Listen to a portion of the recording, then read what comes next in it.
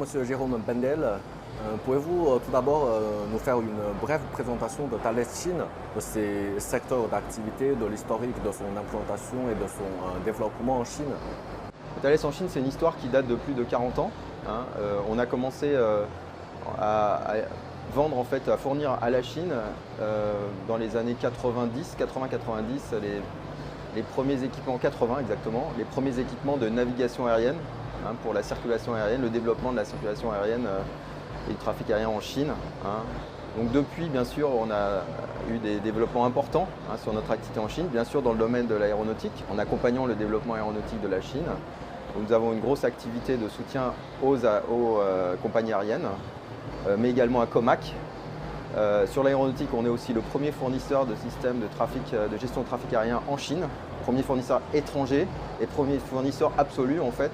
En Chine, on a également, je voulais vous le signaler, on a également renforcé notre coopération avec Comac, qui est un des acteurs majeurs ici présents bien sûr à Dubai Air Show, avec les fournitures des premiers systèmes IFE, donc le In-Flight Entertainment, les vidéos à bord, pour le Comac C919.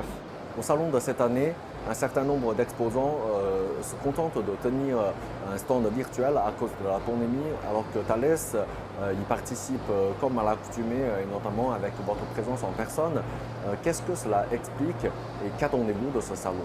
Justement du fait qu'il y a des difficultés de voyager entre la France et l'extérieur de la Chine et la Chine du fait de la pandémie, il y a eu ce débat sur est-ce qu'il fallait qu'on soit là, et au contraire ça a plutôt renforcé le fait que si on pouvait être là, c'était bien d'être là parce que justement on montrait notre engagement sur le marché aéronautique chinois et l'importance que nous y accordions et l'importance que Thales accorde au marché chinois. Et donc comme nous avons notre équipe ici qui pouvait prendre en compte ce salon, il a été décidé par le groupe de finalement le faire pour bien montrer cet engagement, pour bien montrer que nous souhaitions continuer à accompagner le développement de la Chine dans ces domaines-là et les grands partenaires que nous avons dans le domaine aérien en Chine. Donc ça, c'était un point majeur. Alors pour moi, comme je vous l'ai dit, c'était la première fois en plus, donc c'était une occasion extraordinaire en fait de rencontrer l'ensemble de nos partenaires. Et c'est vrai que c'est toujours un moment très privilégié.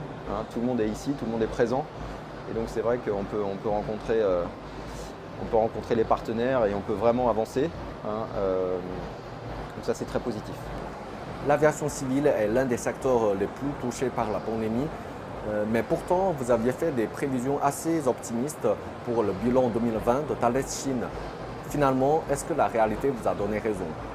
C'est vrai que la Chine a traversé la crise de manière un peu différente du reste du monde, de manière plus résiliente sur son marché aéronautique en tout cas, puisque c'est le premier pays qui a vu le trafic aérien repartir en fait au niveau mondial dès 2020.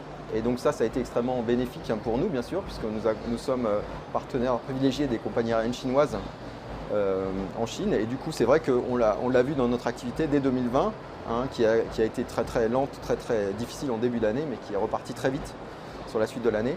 Et là, on peut dire que 2021 confirme cette tendance, avec une accélération pas aussi grande que ce qu'on pensait, mais quand même significative.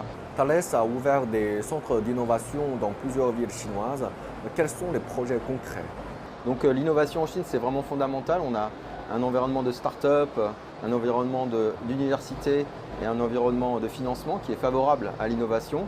Et moi, je dirais justement aux entrepreneurs qui veulent se lancer en Chine, s'il y a bien une approche intéressante en Chine, c'est justement utiliser cette capacité d'innovation, cette capacité de développement de nouvelles technologies en Chine pour lancer ces nouveaux produits, pour innover en Chine.